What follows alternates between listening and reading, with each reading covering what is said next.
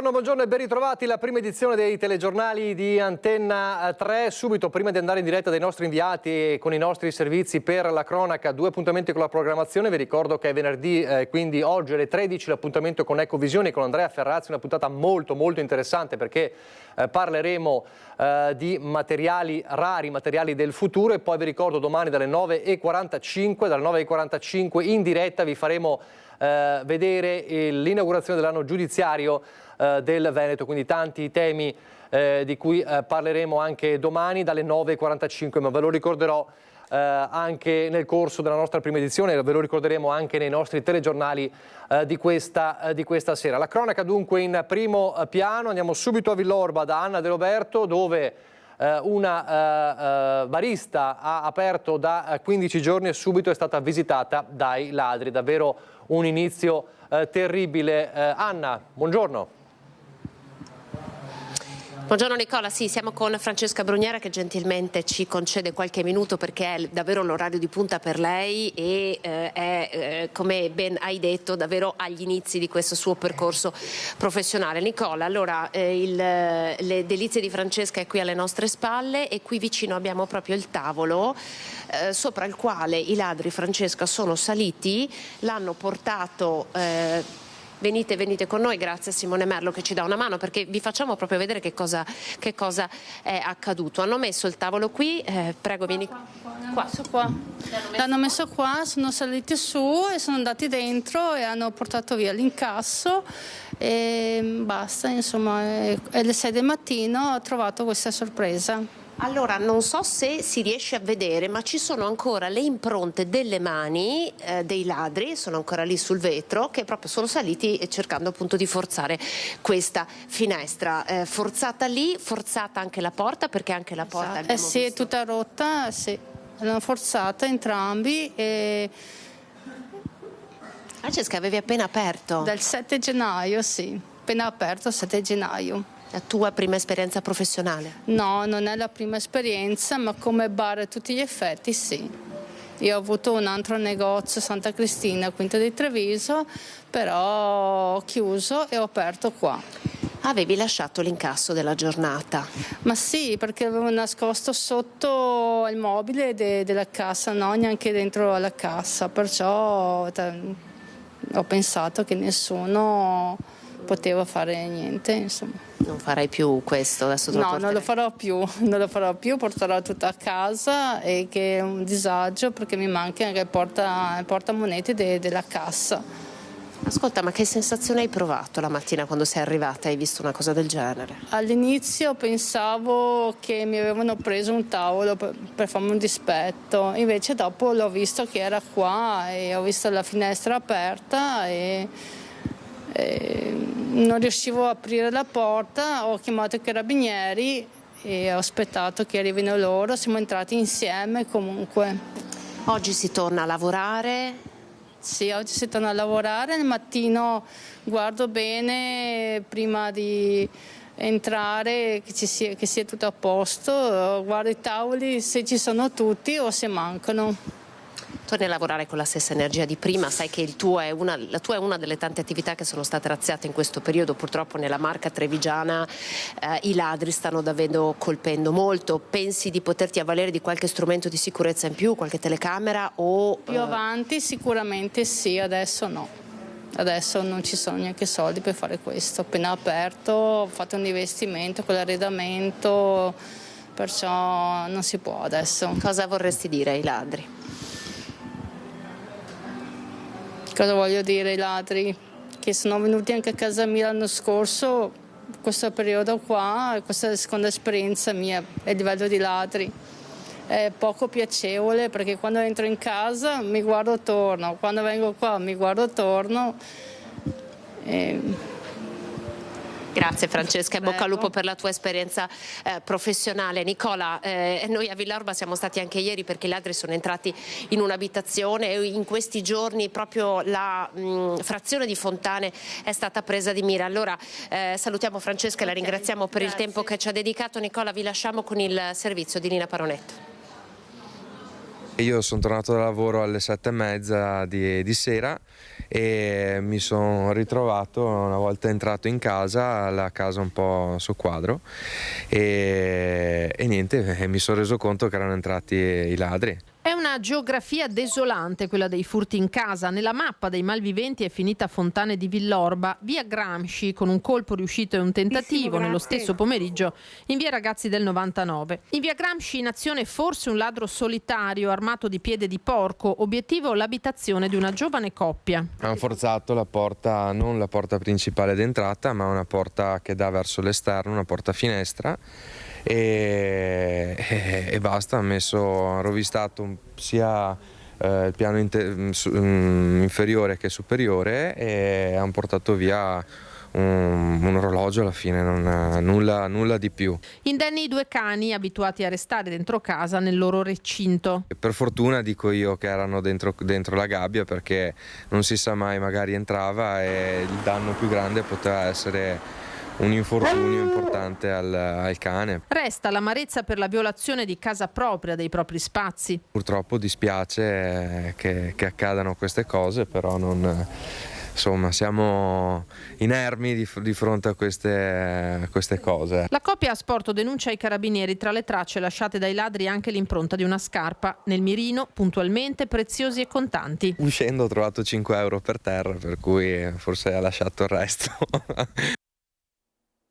E poi un assalto, la paura ieri sera, siamo a Verona, a Santa Maria di Zevio a Verona, un assalto armato di banditi in una gioielleria con un bottino di 800.000 euro, tanto è stimato appunto il bottino da parte di carabinieri che stanno conducendo le indagini. Gli investigatori dell'Arma hanno già ritrovato l'auto utilizzata dalla banda per la fuga, una Fiat Doblò rubata, abbandonata a poca distanza. 5 banditi armati di pistole e fucili e con i volti coperti da passamontagna poco prima dell'ora di chiusura hanno fatto irruzione nel negozio dove si trovavano anche 3 clienti e sotto la minaccia delle armi si sono fatti consegnare gioielli preziosi e orologi. Il figlio del titolare ha reagito ed è stato ferito alla testa, quindi c'è anche un ferito dalla colluttazione e dicevamo 800.000 euro, quasi 1 milione di euro di bottino per l'assalto armato in gioielleria nella zona di Santa Maria di Zevio a Verona e i carabinieri che danno la caccia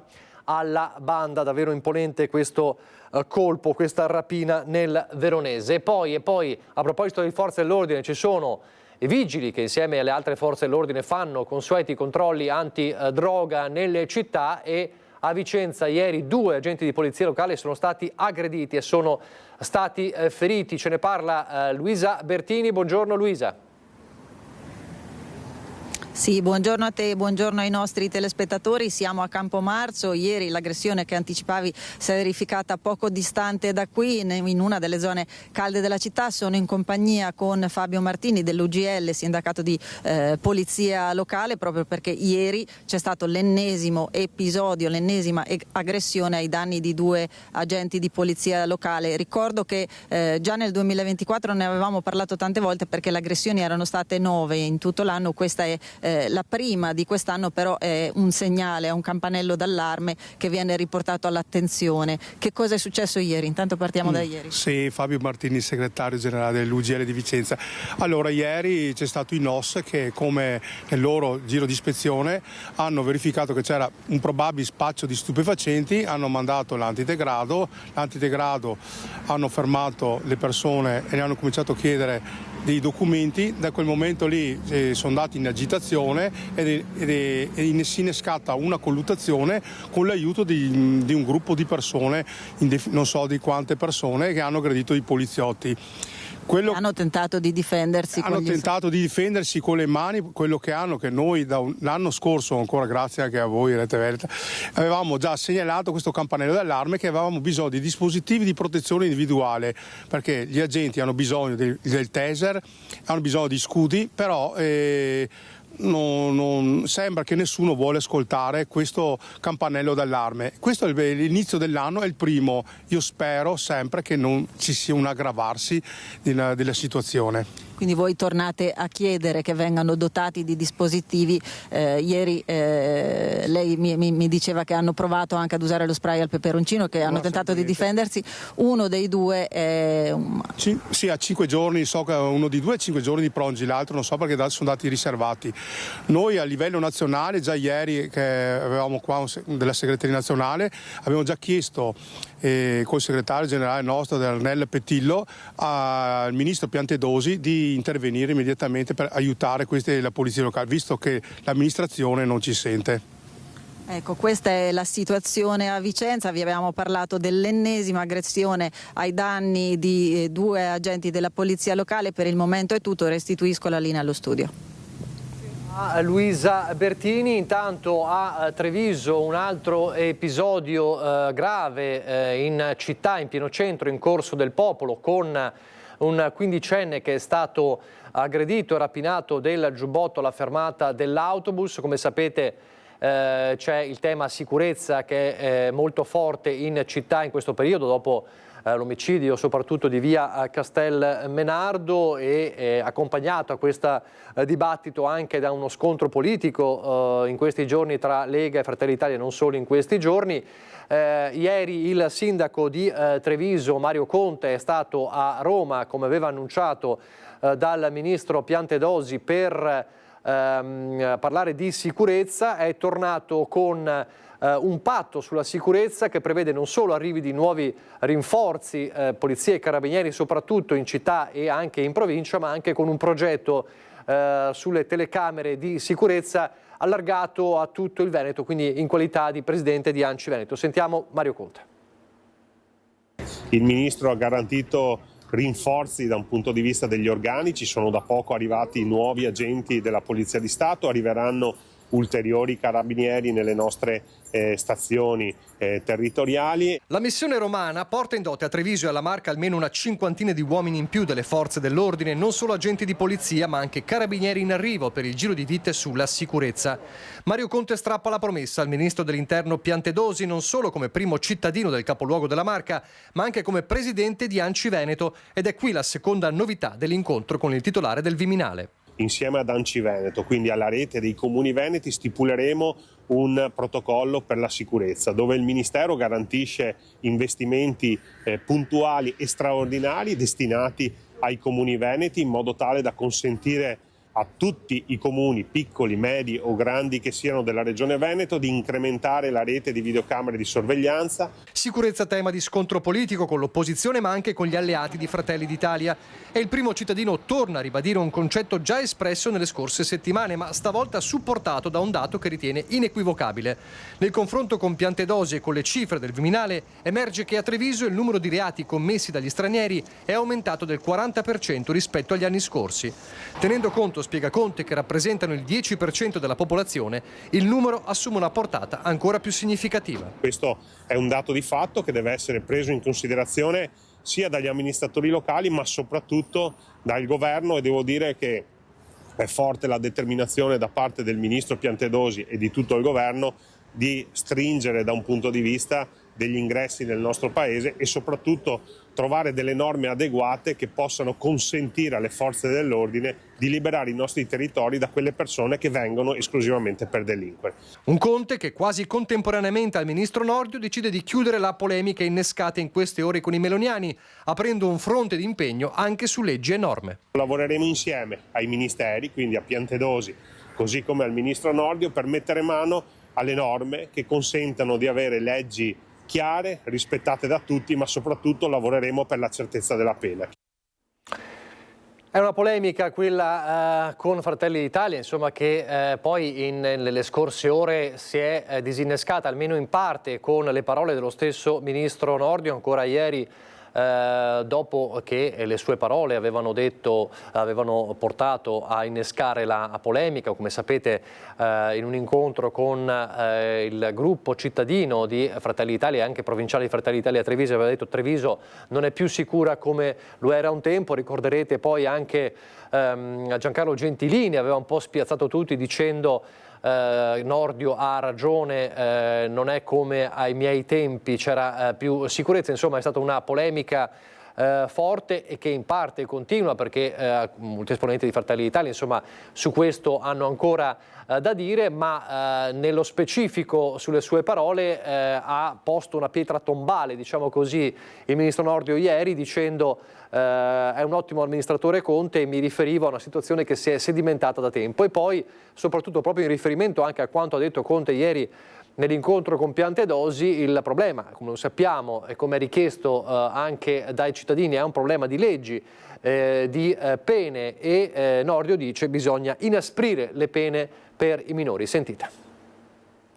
Io sono amico di Mario Conte e lo considero un ottimo amministratore. L'ultima acqua sul fuoco a 48 ore dall'innesco del rogo la getta il ministro della giustizia nelle stesse ore in cui a Roma Mario Conte incontra il collega di governo Piantedosi.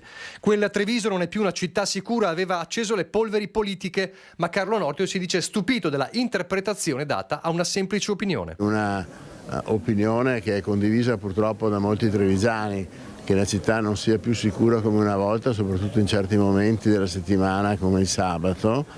Naturalmente questa è una situazione che si è sedimentata per varie ragioni, soprattutto per la mancata integrazione di persone extracomunitarie che non hanno magari la nostra stessa sensibilità culturale. È un problema che coinvolge un po' tutti.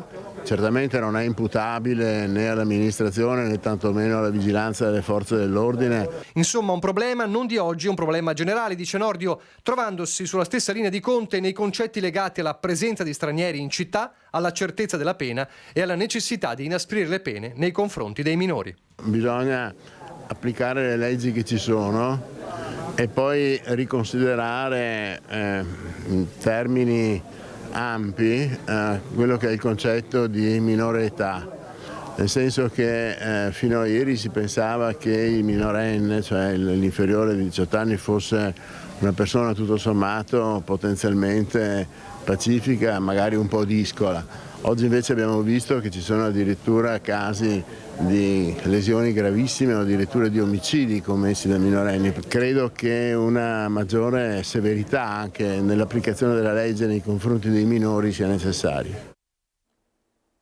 Serve fare qualcosa di più per il fenomeno delle baby gang, lo ha detto ieri Marta Novello, lo ricorderete, la giovane di Mogliano sopravvissuta, è il caso di dire 4 anni fa, alla brutale aggressione e un accoltellamento mentre faceva jogging a Mogliano da parte proprio di un ragazzino all'epoca minorenne. Ha parlato ieri per la prima volta della sua rinascita nell'ambito di un incontro in cui si è parlato proprio dell'eccellenza della sanità di Treviso e di rinascita. Sentite. Sono stata molto fortunata e quindi di far tesoro ogni giorno della vita che abbiamo di fronte. Aveva 26 anni Marta Novello quando è stata accoltellata per 20 volte mentre faceva jogging a Mogliano. 4 anni dopo, lontana dai tribunali, parla di cosa c'è stato tra quel 22 marzo e oggi in cui insegna inglese in una scuola media.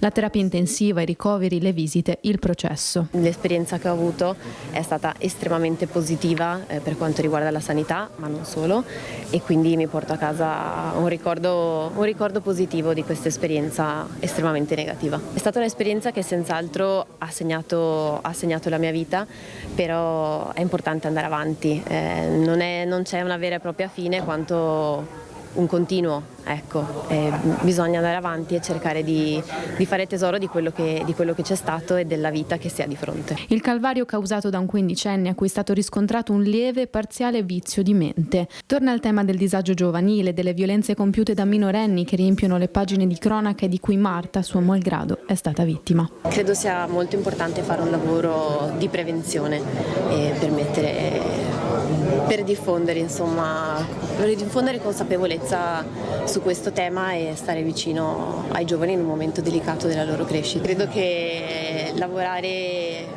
si possa lavorare anche in silenzio, però insomma non so come dire, però credo che già molte persone stiano facendo qualcosa, senz'altro si può fare di più. È una storia di rinascita e resilienza, la sua come lo è quella di tante persone che ogni giorno affrontano sfide difficili come quelle causate dalla malattia.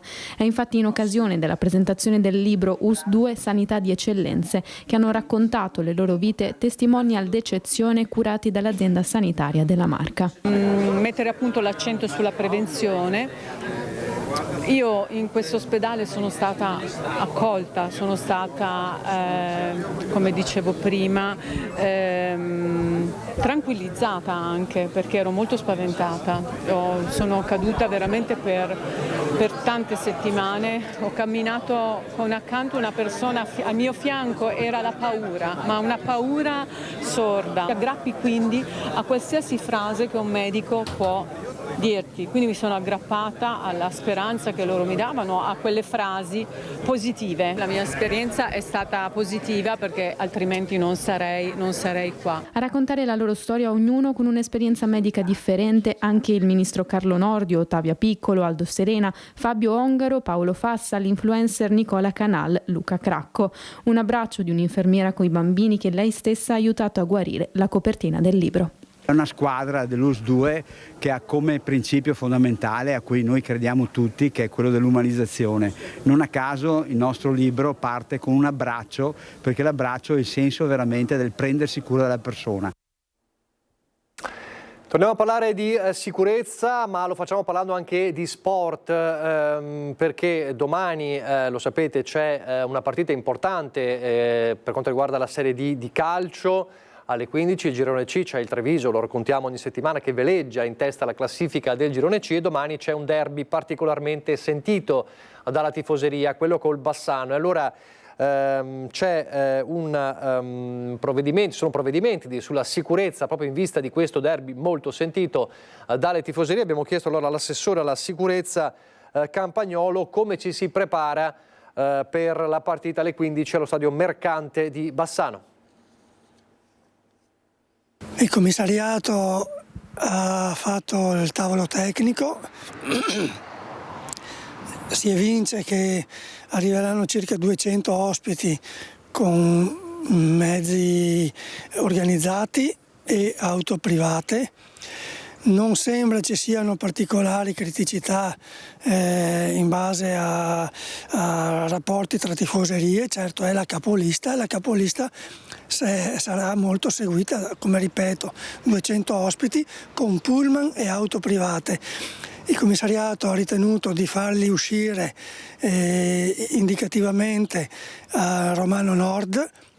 Sono stati predisposti vari cartelli di uscita per lo stadio Mercante per agevolare l'arrivo alla parte nord del Mercante dove c'è appunto un parcheggio dedicato con un divieto di sosta a ampio raggio, e quindi in teoria non dovrebbero esserci, a parte problematiche di traffico, per agevolare l'arrivo appunto di questi ospiti. Non ci sono modifiche alla viabilità, semplicemente uscita a Romano Nord, indicazioni corrette per lo stadio e verranno sicuramente ordinatamente posizionati presso la parte nord alla tribuna ospiti.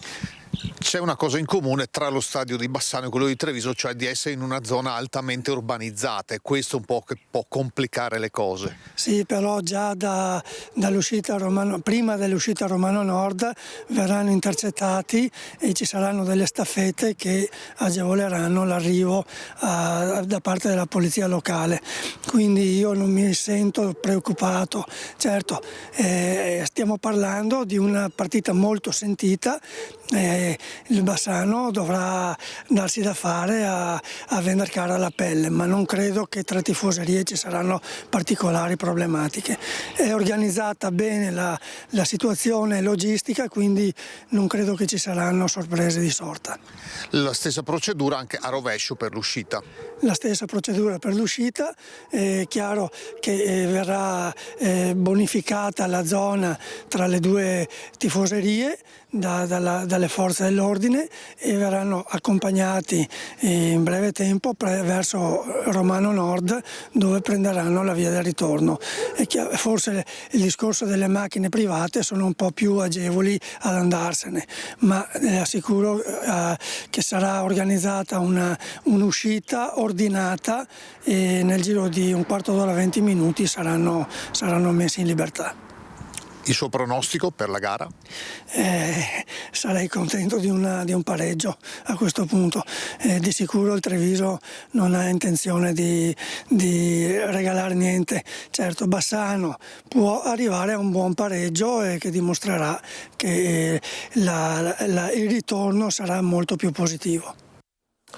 Questo lo vedremo, ovviamente i tifosi del Treviso pensano tutt'altro. Adesso allora facciamo così, ci colleghiamo, restiamo a Bassano del Grappa perché torniamo a parlare di furti. Abbiamo raccontato a Villorba ladri scatenati nei bar e nelle abitazioni e adesso andiamo a Bassano, quartiere Sant'Eusebio, dove in poche ore, anche di giorno, ladri scatenati nelle abitazioni. Buongiorno Alex Giuliano.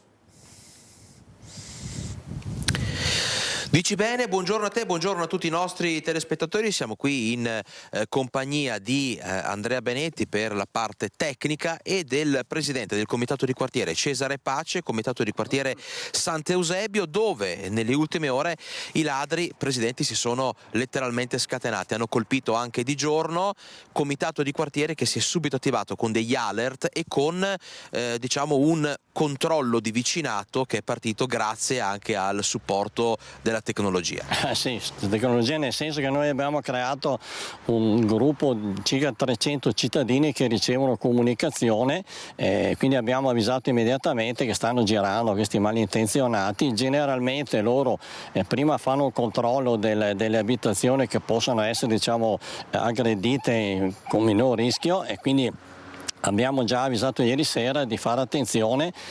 Ad esempio il primo motivo di intervento dei ladri è che trovano porte e finestre aperte, portoncini socchiusi eccetera, per cui la massima attenzione, dare la sensazione che dentro c'è sempre qualcuno, luci accese, cani che abbaiano, quindi le cose fondamentali per dissuadere il ladro che va dove ha meno rischi. Quindi se un cane abbaia da un lato e dall'altro no, si spostano dove la casa magari è un po' più oscura, dove c'è meno traffico di persone, dove sa che può agire indisturbato, per cui la rete funziona. Vedo che i cittadini hanno risposto con soddisfazione, ringraziando, chiedendo che altri cittadini vengano inseriti in questa lista e credo che sia un buon servizio e che sia un servizio anche occuparci dei problemi dei vicini. Se vediamo qualche malintenzionato che addocchia una casa, non sappiamo che è, chiamare subito le forze dell'ordine e magari chiedere a costui se ha bisogno di qualche cosa, tanto per magari dissuaderlo da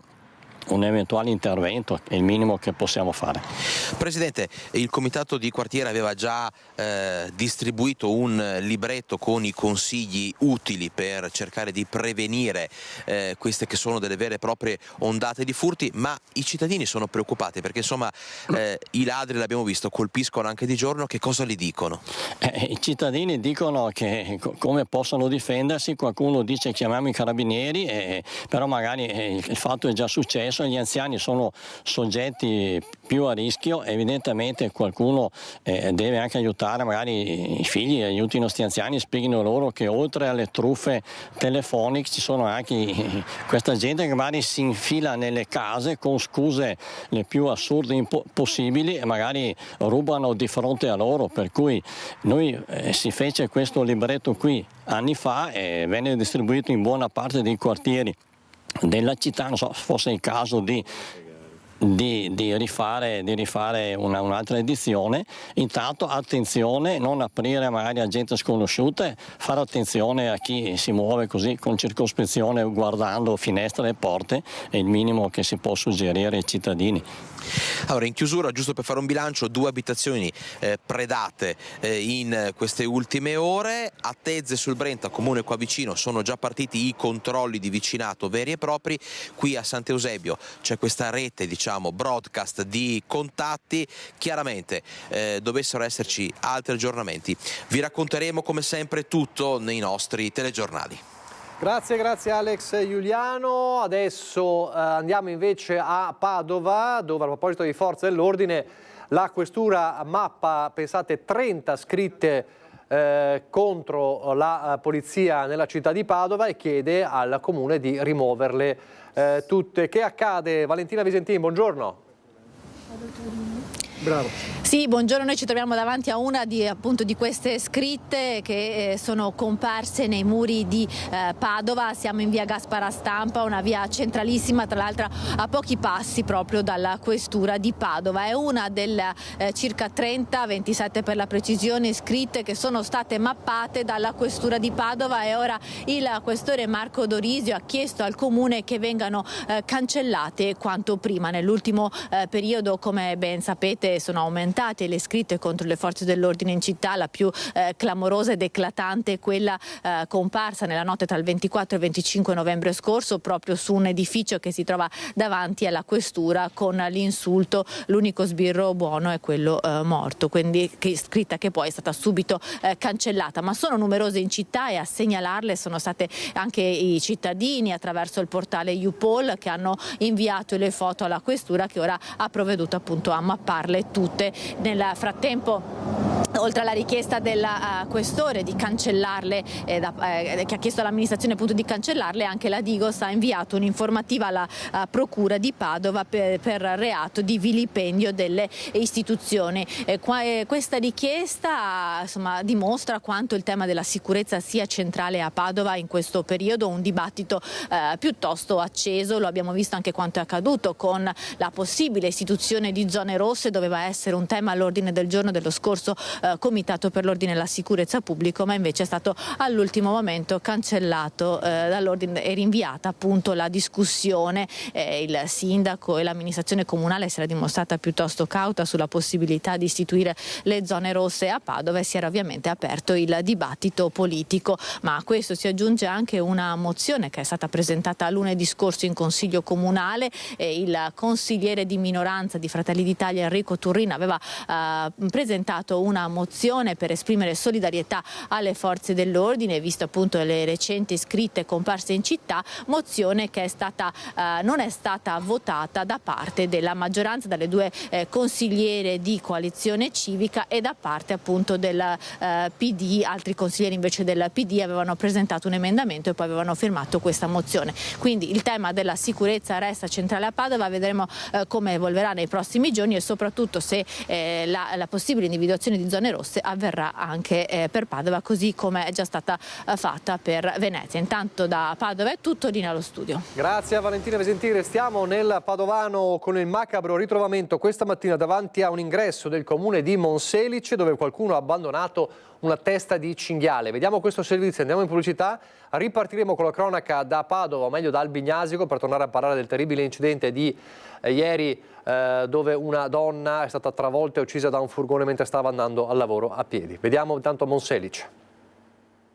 Questa mattina l'addetto della FESA che svuota i cestini è andato come al solito nel suo lavoro a svuotare il cestino che è di fronte all'accesso secondario dell'anagrafe su via Tordorini, e ha visto questa scena, insomma, quindi una testa di cinghiale con 4 zampe depositate davanti alla porta. L'addetto ha subito avvisato il settore ambiente, le forze dell'ordine, la sindaca Giorgia Bedin. La testa di cinghiale mozzata era posizionata davanti all'ingresso secondario del municipio di Monselice, dove si accede all'ufficio anagrafe e poi a quello della sindaca. Sull'episodio stanno indagando i carabinieri, che hanno già visionato le telecamere di videosorveglianza che immortalano l'autore del vile gesto in azione con il favore del buio. Abbiamo già individuato il soggetto che compie quest'atto, nel senso che non abbiamo ancora esattamente chi sia, però abbiamo visto tutto.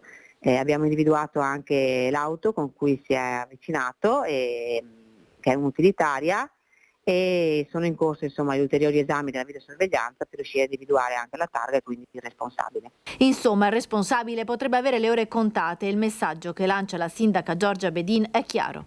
Se l'intento era di farti preoccupare, non siamo minimamente preoccupati.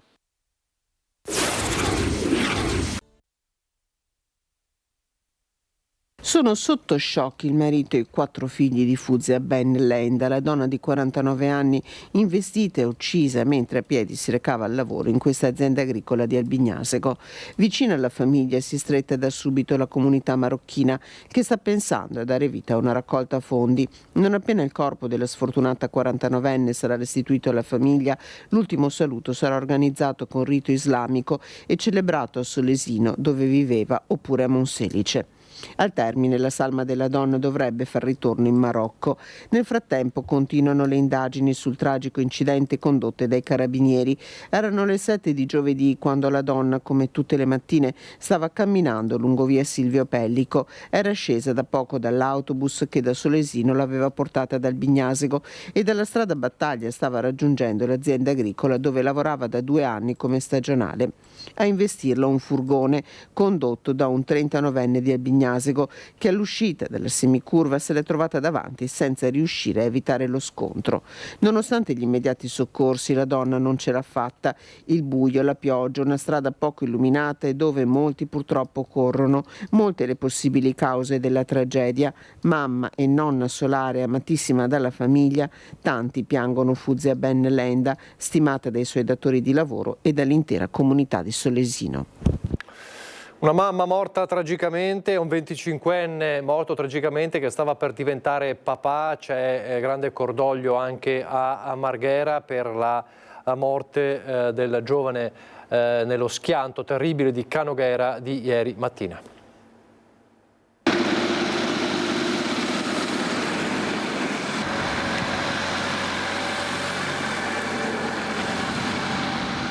Hanno dovuto caricarla su 2 carri attrezzi per portarla via. L'auto che si è schiantata contro un camion a Canoghera, infatti, lungo la Triestina, era spezzata in 2 e il 25enne di Marghera, che era alla guida, Nicolò Mattia Coppola, è morto sul colpo. Residente a Marghera, ma originario della provincia di Brindisi, stava per diventare padre, il che rende la tragedia ancora più dolorosa.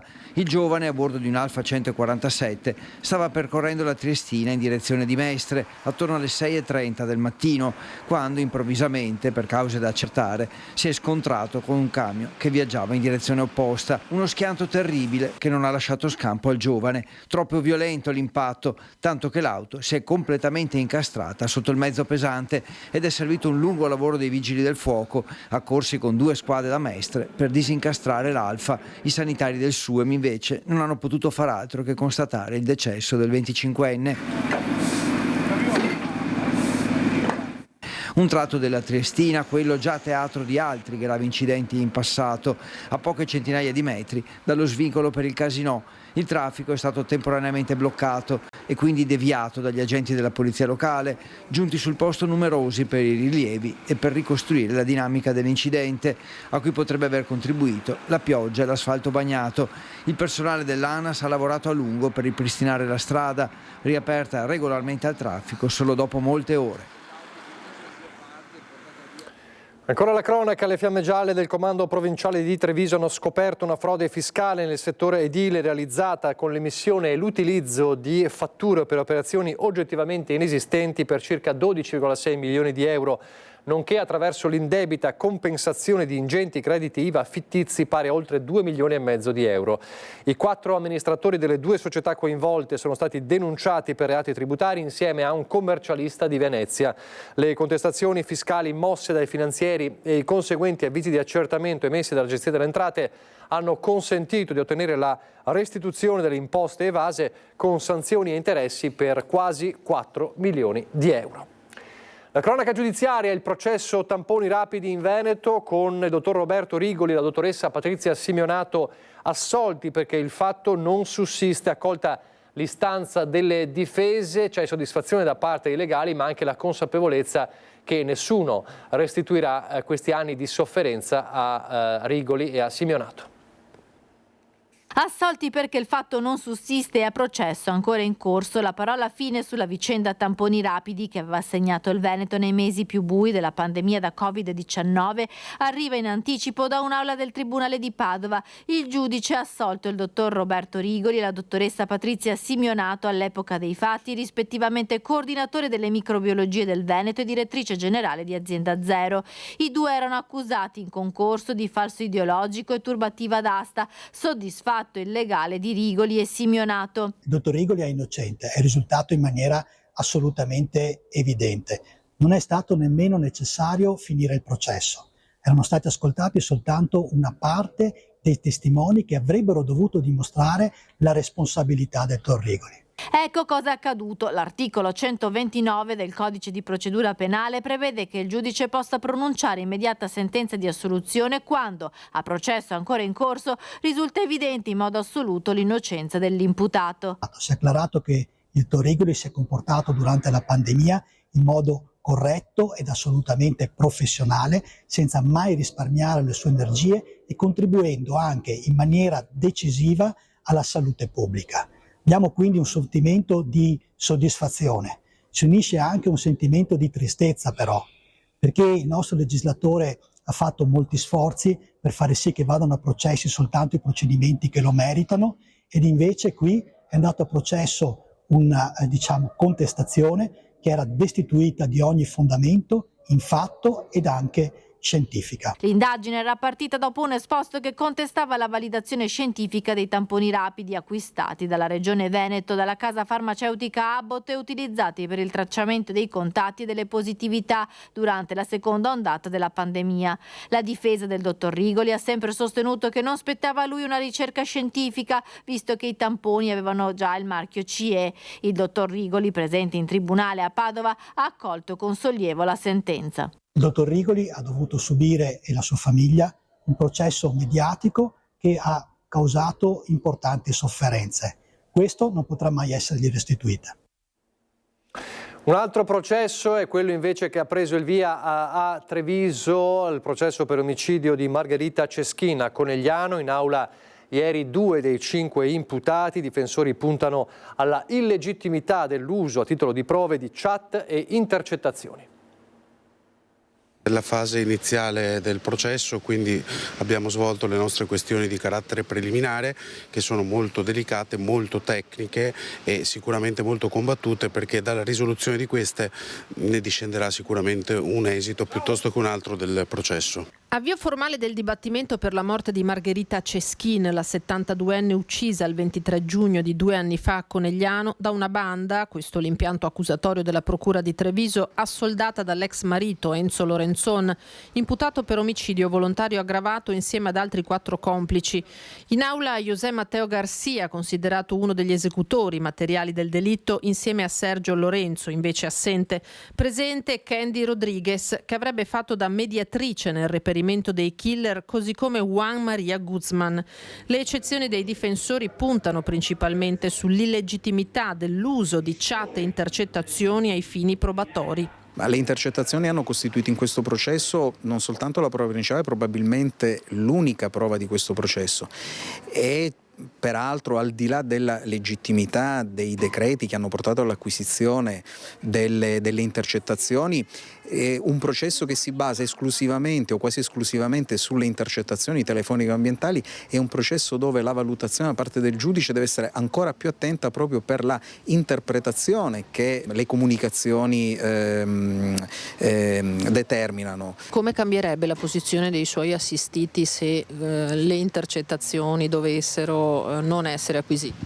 Radicalmente, e non lo diciamo noi, l'ha detto sostanzialmente anche la Suprema Corte di Cassazione, che quando ha dovuto valutare il fatto prescindendo dall'aspetto tecnico ha detto che era impossibile identificare dei ruoli ben precisi di tutti gli imputati, tanto da annullare per vizio motivazionale l'ordinanza cautelare originaria. Domenica rientrerà in Italia il 6° componente del gruppo, Joel Lorenzo, per lui un procedimento a parte. Per i 5 imputati per cui si è aperto il processo, udienza rinviata al 20 febbraio quando si inizierà a entrare nel merito del delitto, di cui Lorenzon, 81enne, sarebbe stato il mandante perché stanco di pagare l'assegno di mantenimento dell'ex moglie. I difensori sono determinati a giocare tutte le carte a disposizione. Come vi aspettate il proseguo?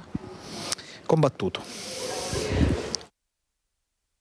Ancora la cronaca, andiamo sul sito di Treviso Today per parlare di un 64enne trovato morto in casa ieri a Susegana. C'è un sospetto caso di malaria. Gary Petrin, 64enne trovato morto ieri mattina nella villa di famiglia Colfosco, sarebbe stato stroncato dalla malaria. Nato in Zambia, residente in Svizzera, Petrin era stato trovato esanime dai carabinieri di Susegana e dai vigili del fuoco, oltre al medico e infermieri del SUEM allertati dalla sorella dell'uomo. Il sospetto che si tratti di un decesso per malaria è dovuto al fatto che Petrin era da poco rientrato in Italia da un viaggio proprio nello Zambia, compiuto insieme alla sorella Grace, sessantenne. La donna era stata ricoverata in ospedale nei giorni scorsi, mentre il fratello Gary era rimasto a casa. Quando la donna ha scoperto di avere la malaria ha dato subito l'allarme ai soccorsi per salvare il fratello, ma ormai era troppo tardi. Quindi un caso sospetto di malaria a Susegana, con la morte tragica di Gary Petrin, 64enne, trovato morto in casa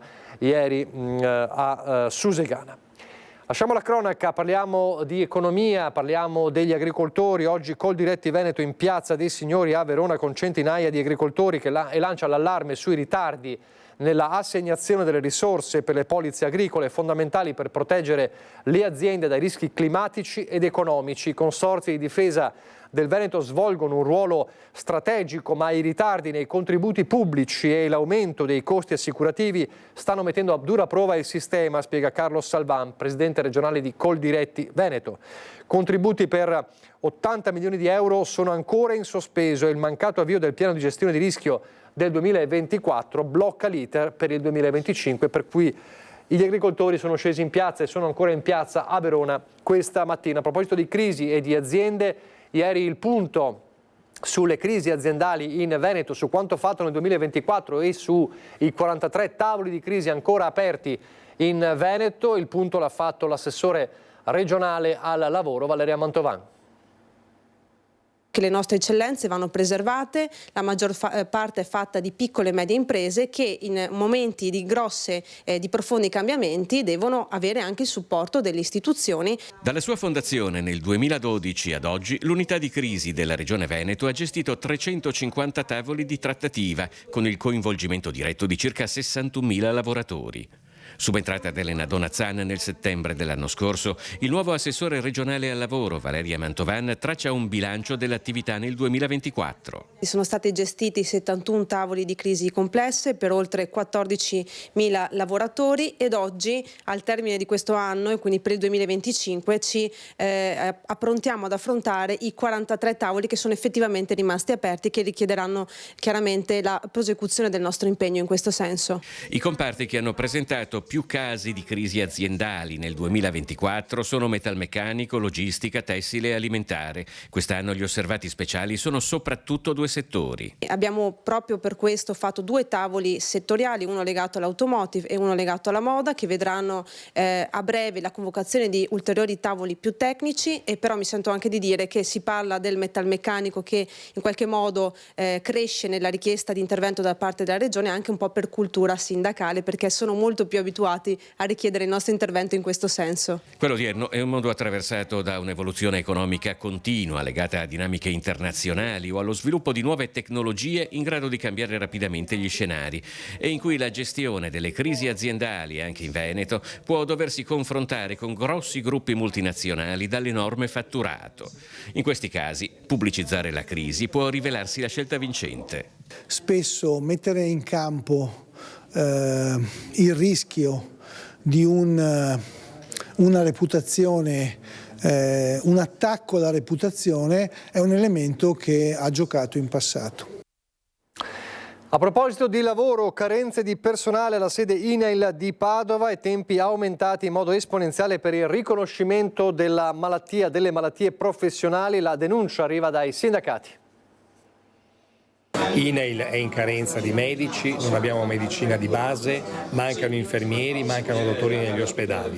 Questa è una situazione ormai davvero insostenibile. Noi riteniamo opportuno e non più rinviabile convocare un tavolo con le organizzazioni sindacali, le parti sociali. È chiaro il messaggio che arriva dai sindacati uniti: serve un tavolo per rilanciare la sanità pubblica e in particolare serve colmare le carenze di personale, medici e infermieri nella sede INAIL di Padova, dove si sono allungati in modo esponenziale i tempi di attesa per le visite sugli infortuni nei luoghi di lavoro o le malattie professionali. Ravvisiamo un allungamento delle tempistiche di riconoscimento dal punto di vista dell'INAIL nell'ultimo anno, a partire da oggi, di circa 6-7 mesi rispetto all'ordinario. Pertanto noi ci ritroviamo ad assistere persone che per quasi un anno aspettano il riconoscimento di un diritto dal punto di vista dell'istituto. E noi più che denunciare diciamo: ma perché questo succede? Perché non è stata fatta un'adeguata programmazione prima che prevedesse che cosa? Che questi servizi, se non vengono garantiti, ci saranno delle persone che non possono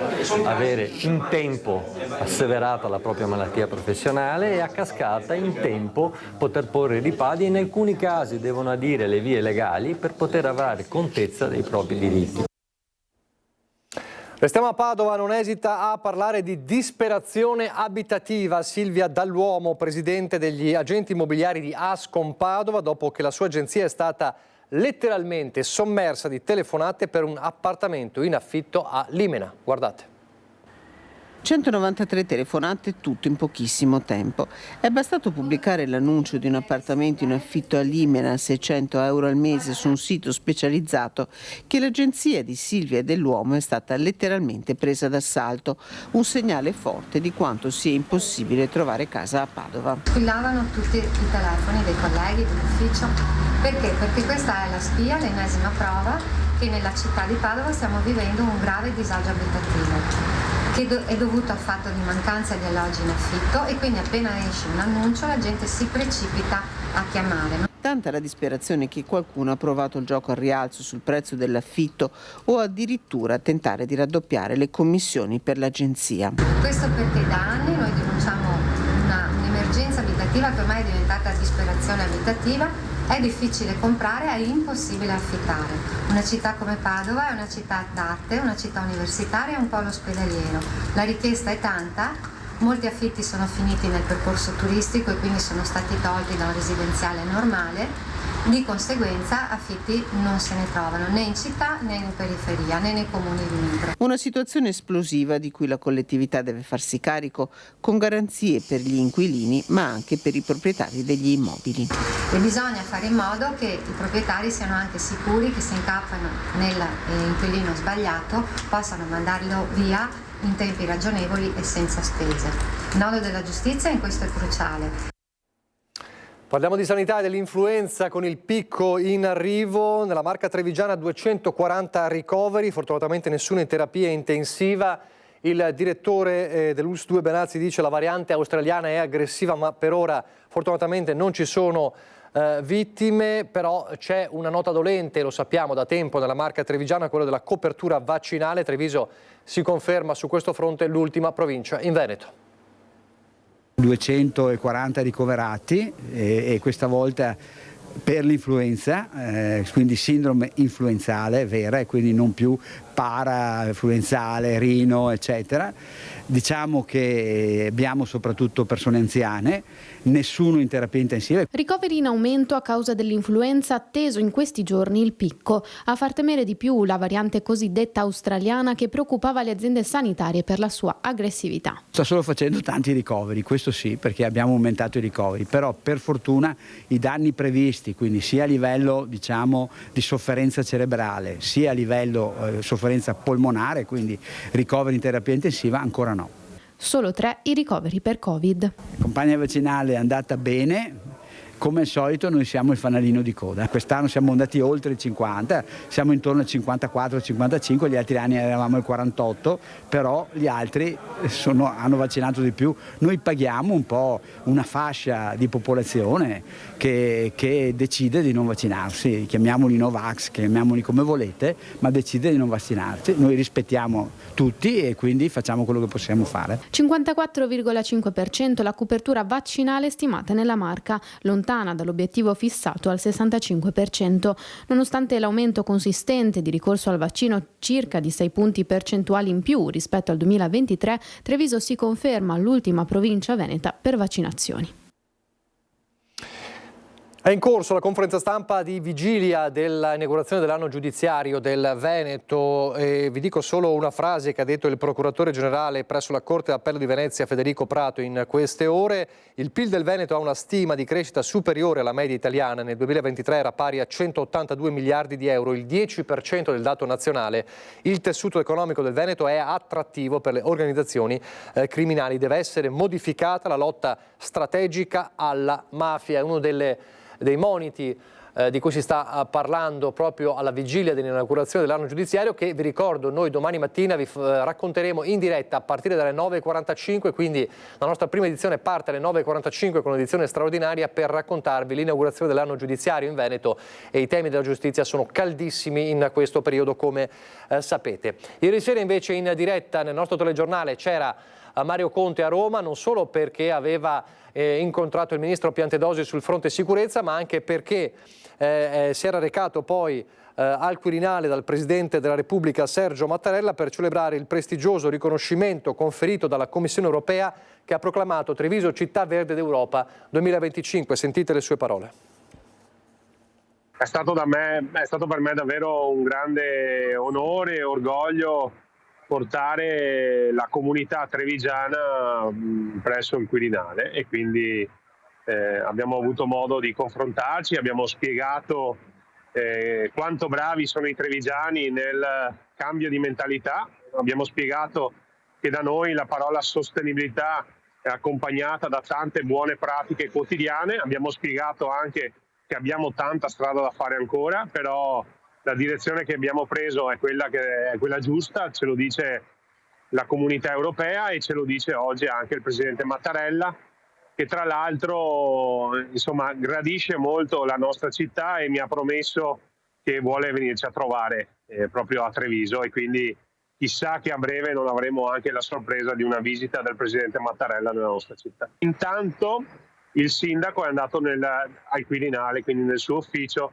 per celebrare appunto il grande impegno sociale che la comunità trevigiana ha dimostrato attraverso tanti piccoli gesti quotidiani che fanno di Treviso la Green Leaf europea, quindi la Green Capital per le città sotto i 100.000 abitanti. Ricordo che è la prima volta che una città italiana riesce ad ottenere questo prestigiosissimo riconoscimento europeo, che è anche una grande responsabilità per il futuro. È una questione di eredità. Che città vogliamo lasciare in eredità alle future generazioni? Ecco, noi vogliamo lasciare una città più verde, meno inquinata e più pulita. E noi di ambiente parleremo subito dopo la pubblicità, perché è giunto il tempo di Ecovisioni.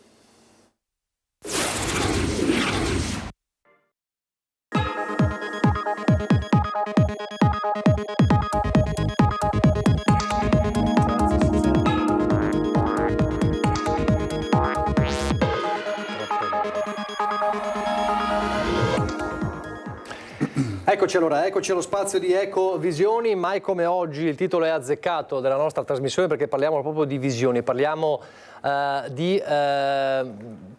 è una puntata molto affascinante, perché parleremo di nuovi materiali che possono davvero essere i mattoni del nostro futuro, perché possono garantire competitività e sostenibilità ambientale.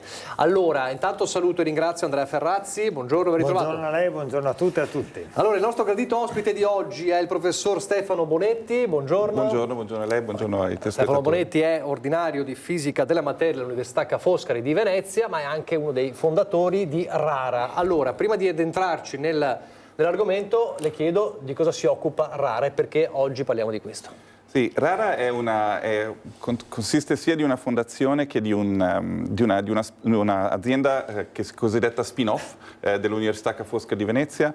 È un'azienda che mira a studiare e creare materiali sostenibili. Questa è un po' l'idea di base.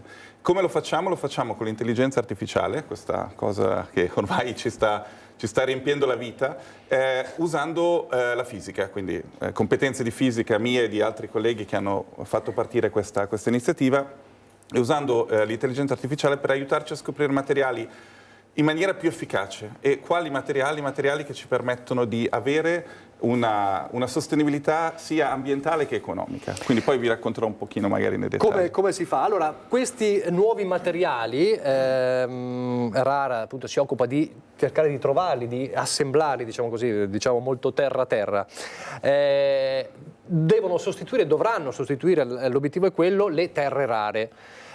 Cosa sono allora, perché entriamo nello specifico, Ferrazzi, cosa sono e a cosa servono le terre rare? Di cosa parliamo quando parliamo di terre rare? Questo è un altro termine che viene usato ormai comunemente, lo sentiamo nei TG, lo sentiamo nei dibattiti televisivi, lo leggiamo sui siti. È un termine, diciamo, che come l'intelligenza artificiale sta occupando il nostro tempo, il nostro spazio, ed è bene che ce ne occupiamo in maniera adeguata, perché le terre rare sono degli elementi chimici, classicamente sono 17, che stanno rivoluzionando il mondo dell'economia e dello sviluppo del mondo. Questa è la verità, del mondo nel suo complesso, perché sono degli elementi chimici che sono fondamentali per la doppia transizione, la transizione digitale e la transizione ecologica. Cioè sono degli elementi, sono della materia, sono dei materiali che sono essenziali per la costruzione di cosa? Di tutti i prodotti che ormai utilizziamo. Questo telefonino è utilizzato anche con le materie rare, questo iPad è lo stesso, i computer, ma i pannelli fotovoltaici, le batterie, le fibre ottiche e via dicendo. Cioè tutto lo sviluppo tecnologico che ha subito negli ultimi decenni un'accelerazione mai vista e che continuerà nella sua accelerazione nel corso del tempo, vede le terre rare, cioè queste sostanze chimiche, questi elementi chimici, essere fondamentali per la costruzione di tutto ciò. Quindi le terre rare sono essenziali per lo sviluppo della transizione digitale e per la transizione ecologica, che sono esattamente le due questioni che stanno creando le ricchezze delle nazioni. Abbiamo più volte visto all'interno di questa trasmissione come gli Stati Uniti stiano investendo e sono leader nella transizione digitale. Le elezioni di Trump l'hanno fatto vedere in maniera ancora più marcata con tutti i suoi sostenitori a partire da Musk in giù, ma lo stesso sta facendo la Cina, ma lo stesso le terre rare sono essenziali per la transizione appunto ecologica, come abbiamo detto, quindi anche per esempio per le macchine ibride, per le macchine elettriche, e per le telecomunicazioni, per lo sviluppo militare, per la sicurezza nostra nazionale e internazionale.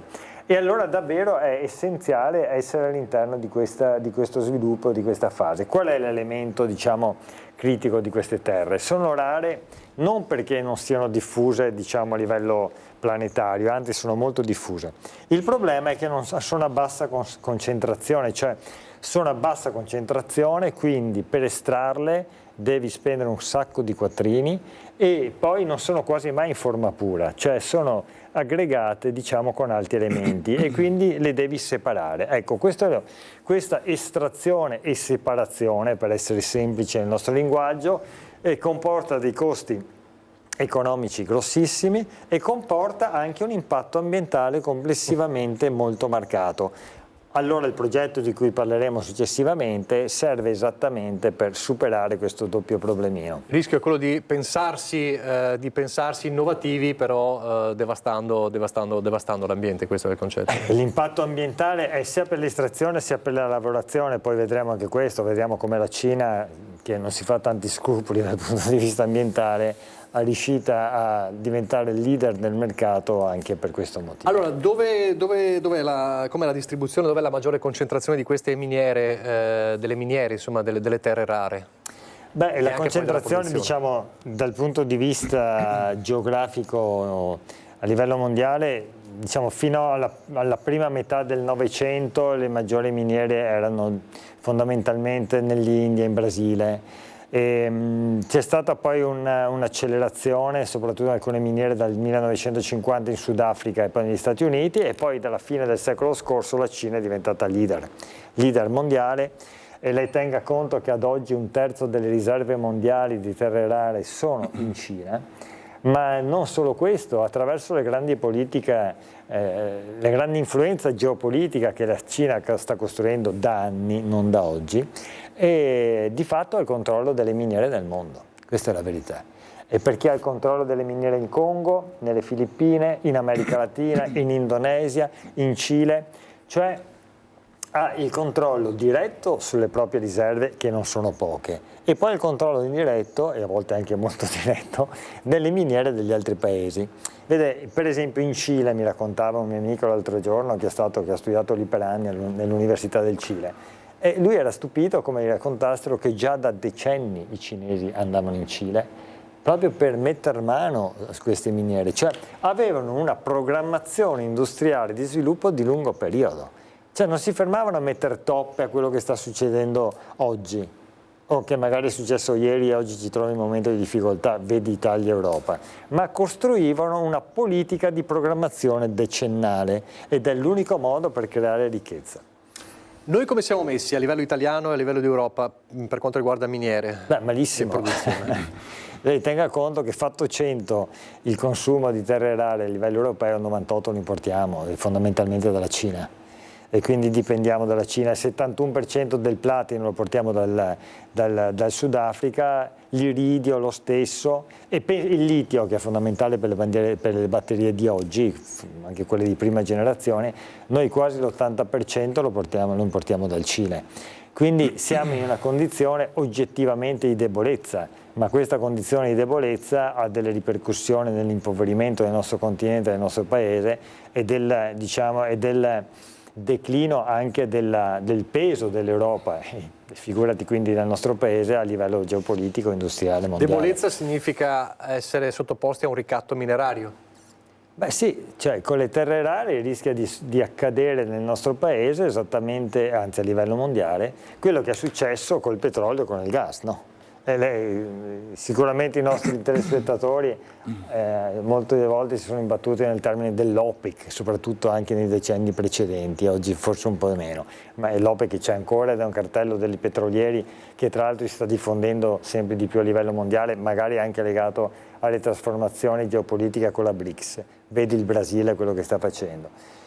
Certamente il cartello del petrolio dell'OPEC, oppure il cartello del gas che ha visto la Russia capofila, cioè come dire, un potere esercitato dai produttori, dagli estrattori di queste materie prime fondamentali per lo sviluppo del tutto il Novecento e anche di oggi, petrolio e gas, che hanno avuto la possibilità quindi di arricchirsi in maniera incredibile. Pensate ai paesi arabi che fino a qualche decennio fa non è che vivessero nella ricchezza, no? Adesso sono diventati i più ricchi del mondo e con i fondi sovrani stanno comprando l'economia anche del nostro paese, e lo stesso rischia di accadere con queste materie rare. Tenga conto che queste poi hanno la possibilità, chiudendo e aprendo i rubinetti delle terre rare, naturalmente di incidere sulle quantità e quindi sui prezzi, e quindi hanno un'influenza totale sui mercati mondiali. E tenga conto che la Cina, tra l'altro, sulle terre rare non ha solamente fatto una politica mineraria estrattiva e di espansione delle sue miniere in tutto il mondo, ma ha fatto anche degli investimenti in casa e fuori casa, diciamo così, di carattere multimiliardario dal punto di vista industriale e della logistica. Cioè ha costruito degli impianti della lavorazione accanto ai luoghi dell'estrazione, degli impianti di lavorazione che funzionano molto bene, e quindi hanno fatto un salto di qualità straordinaria, che già abbiamo detto più volte in questa trasmissione, cioè sono passati da quelli che noi consideravamo fino a 10 anni fa una manifattura a bassa tecnologia e a basso valore aggiunto, e quindi a basso intervento della qualità della manodopera, a un polo mondiale del progresso tecnologico e dell'innovazione. Il tema è noi che facciamo? Come si reagisce da qua? Guardi, si reagisce in più modi. L'Europa sta cercando di darsi una mossa, diciamo così, ha capito di essere indietro, non parliamo dell'Italia, cioè i singoli paesi intesi, presi da soli, non vanno da nessuna parte, soprattutto l'Italia che non ha miniere, non ha risorse, eccetera. L'Europa ha fatto quello che ha fatto l'amministrazione Biden fondamentalmente, cioè nel 2023 ha votato un grande piano per le materie rare, Critical Raw Material Act, che è l'equivalente dell'Inflation Reduction Act fatto da Biden, e che vuole prendere il toro per le corna. Quindi cosa fa? Innanzitutto dice ai paesi: facciamo fronte comune, perché sennò da soli non ce la facciamo, cioè i singoli paesi non ce la facciamo. Dobbiamo anche cercare estrazione da noi, perché ce ne sono. È stato appena trovato un grande giacimento in Svezia che ad oggi è il più grande del mondo. Nel frattempo dobbiamo diversificare, mentre troviamo anche noi delle soluzioni, dobbiamo diversificare l'approvvigionamento e non solo essere dipendenti dalla Cina, quindi una politica mondiale, e poi lavorare sull'economia circolare, e cioè le miniere urbane, perché noi questi smartphone, questi iPad, i computer e via dicendo, poi li dobbiamo buttare.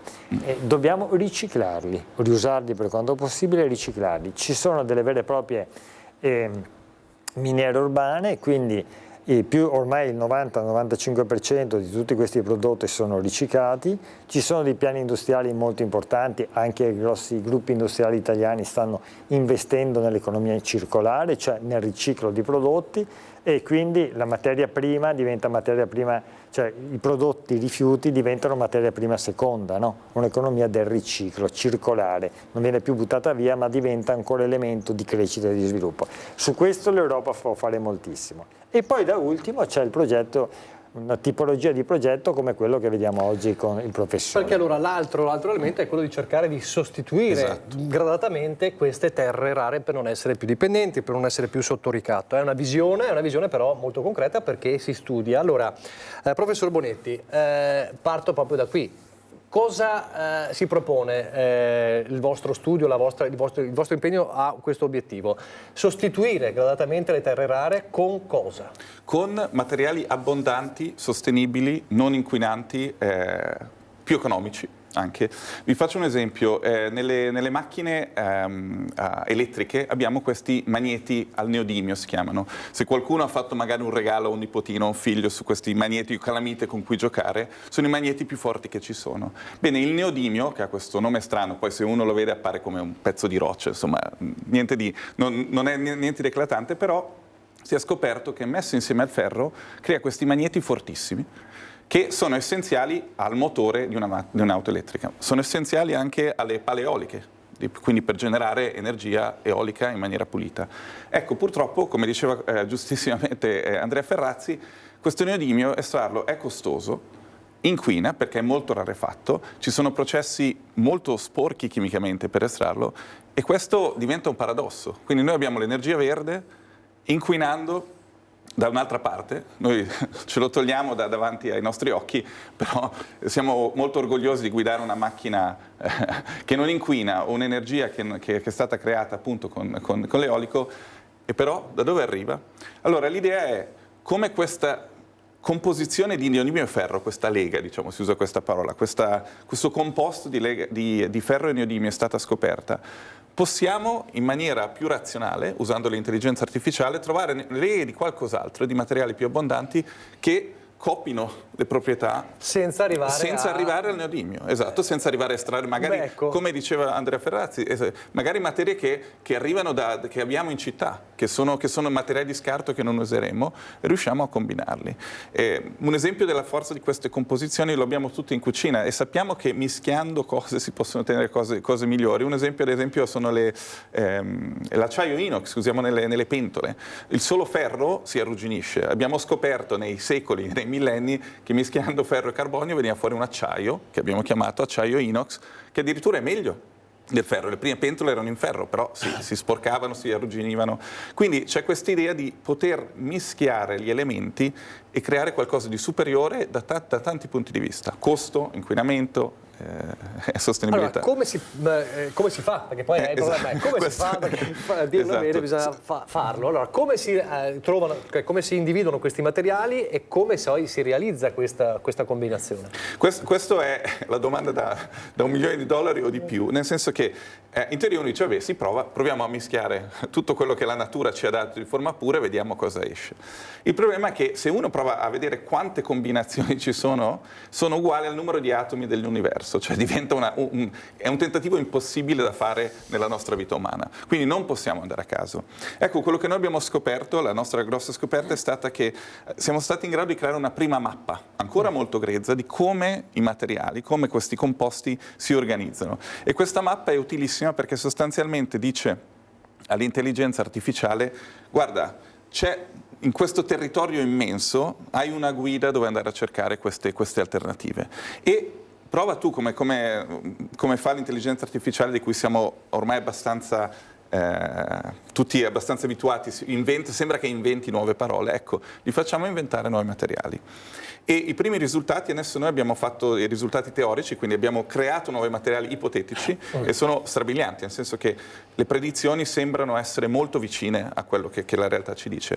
Ecco, l'unicità di Rara, di quello che vogliamo fare, perché insomma questa idea non è venuta solo a noi nel mondo, ma abbiamo un'unicità che è quella di realizzare un prototipo vero, cioè nel senso noi nei nostri laboratori tireremo fuori questo materiale alternativo che si può toccare e si può verificare, perché quello che per adesso non ha funzionato in altri casi è il fatto che questi materiali ipotetici poi non erano così funzionanti. Ma questa mappa che avete fatto, che avete realizzato, quanti nuovi materiali aveva individuato? Allora, la mappa che abbiamo adesso si è basata su un insieme di circa 50.000 materiali e ne ha inventati circa un altro migliaio, ecco, per dare un po' di numeri.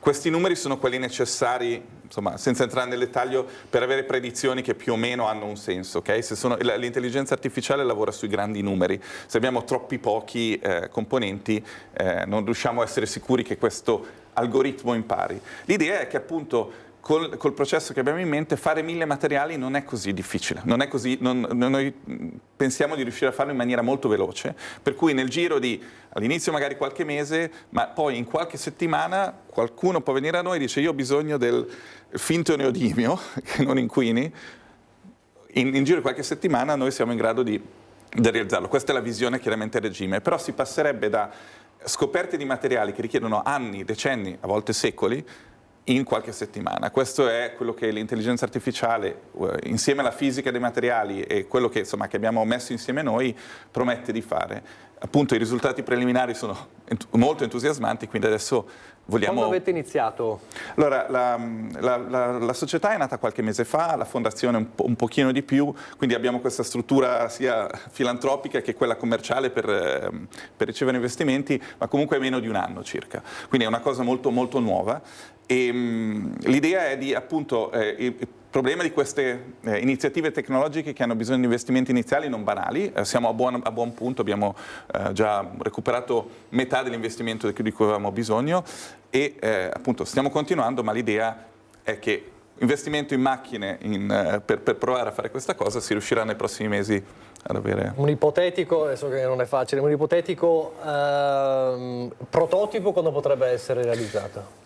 Allora, bisogna essere ottimisti. Allora, noi crediamo, insomma, la prima milestone che ci siamo dati, vogliamo che comunque nel giro di un anno e mezzo, 2, cioè questo prototipo deve esserci, il primo, perché il primo è più difficile, perché poi se si dimostra per un caso, dopo è chiaro che si è imparato come fare, ok? La sorpresa potrebbe essere l'ottimismo, potrebbe essere che succeda anche prima, però ecco, realisticamente, semplicemente anche per l'installazione di queste macchine complesse, di tutto questo ci sono insomma, come si dice, dei tempi tecnici che è difficile, andare a accelerare, non conviene accelerare perché poi si rischia di pagarlo dopo. È questa la strada? Sì, io quello che vedo, anche se ho sentito dire dell'investimento enorme che adesso gli Stati Uniti vogliono fare in intelligenza artificiale, che si è parlato di 500 miliardi, molto sarà sulla parte di medicina, ma sono sicuro perché già ci sono delle aziende che hanno avuto simili alla nostra. Noi, posso dire, credo che siamo stati i primi Ma questa è la via, perché è un problema troppo complesso che non siamo riusciti a risolvere fino adesso. Cioè, se pensiamo all'umanità, abbiamo le ere dell'umanità che sono definite in base ai materiali che abbiamo scoperto più o meno a caso. L'età del ferro, l'età del bronzo, sono nate da tentativi umani però, che hanno richiesto secoli, millenni a volte. Ecco, questo è uno dei problemi: come inventare i materiali da un'idea a farlo diventare in pratica. È un problema fondamentalmente che sembra essere stato impossibile fino adesso, ma adesso abbiamo questi nuovi attrezzi che possiamo usare, e questa è la via, e appunto sono sicuro che nasceranno tante altre iniziative rispetto alla simili alla nostra. Noi abbiamo questa unicità di avere depositato questo brevetto per primi, abbiamo queste competenze interdisciplinari, come si dice, tra fisici, informatici, scienziati dei materiali, che ci mettono davvero nel territorio veneto, a Venezia, in una situazione unica. E quindi ecco, questo è un po', insomma, vedendo anche come il mondo si sta muovendo, ci sono infatti adesso iniziative in Inghilterra, in America.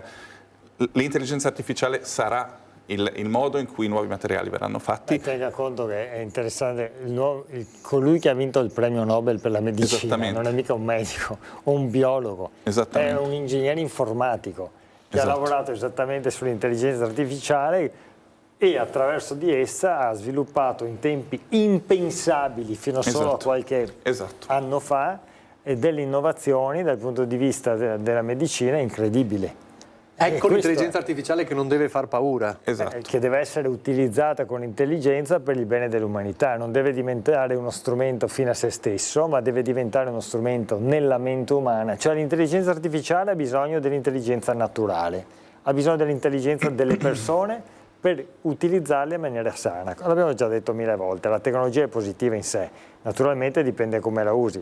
No, un coltello puoi affettare una persona o affettare il salame per fare baldoria, bene. È la mente umana, la cultura umana, la sensibilità umana, l'intelligenza umana, il valore dell'umanità che deve intervenire e gestire questi processi. Noi vogliamo fare baldoria, questo è assolutamente. Poi consentitemi anche di dire che ancora una volta si dimostra un'eccellenza del nostro territorio, è così, perché poi questo raccontiamo noi, no? Sì.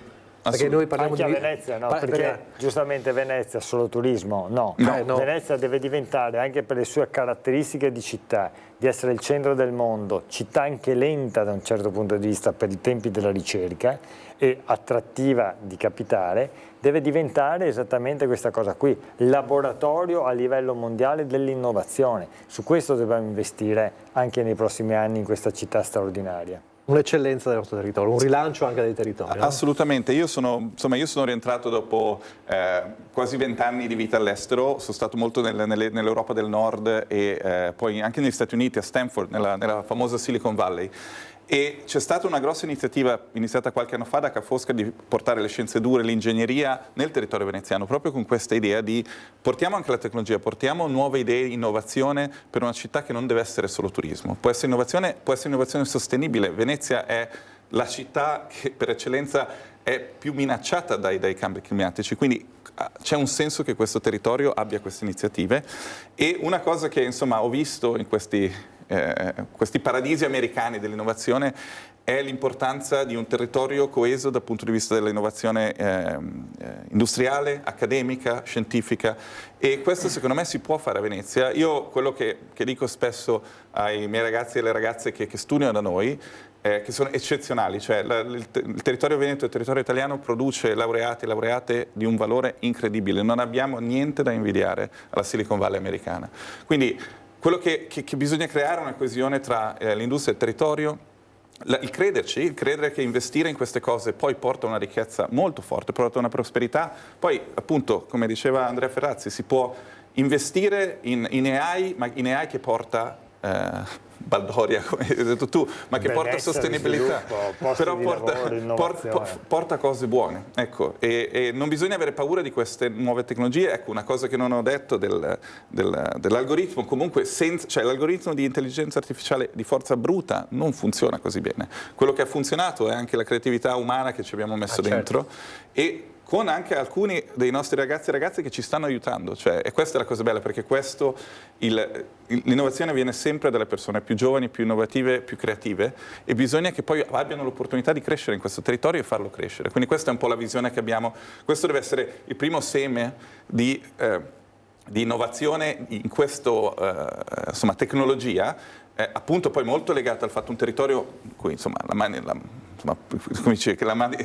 l'industria manifatturiera è molto forte. Certo. Qualunque materiale, noi adesso ci siamo focalizzati sui magneti perché appunto sono molto importanti per la transizione ecologica, ma in realtà il metodo funziona per qualunque materiale in teoria. In Veneto c'è il problema dei PFAS, dell'inquinamento da PFAS. Una delle richieste che ci è stata fatta è: troviamo dei materiali sostitutivi a quelli, perché i PFAS sono molto funzionali, in alcune applicazioni sono eccezionali, però cosa causano dopo?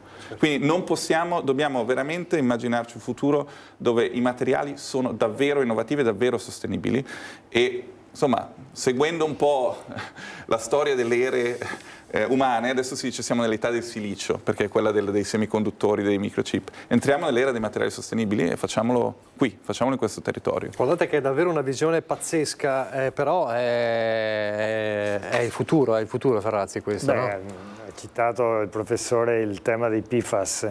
Quanto abbiamo dedicato in questa trasmissione alla questione dei PFAS? Quello che le Nazioni da tutti Unite, i punti di vista.